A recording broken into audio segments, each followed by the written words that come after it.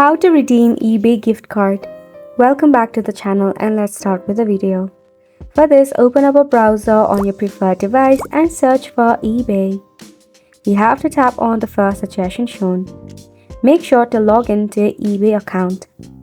To redeem your code or gift card, first and foremost purchase an item. Here I have selected a watch. Select the amount of quantity that you want to purchase, then select buy it now.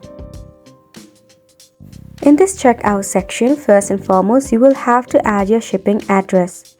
Secondly, add a payment method. If you have selected credit card, enter your card number, month, year, and your security code. Once you are done, you will see gift card coupons, eBay coupons. Select the option. Here, enter the code and make sure that you have entered your code correctly, then tap on apply. If the code is applicable, you will see substantial discount in your order total. And last but not the least, you are done to confirm and pay for your purchase. And that is exactly how you can redeem your eBay gift card correctly.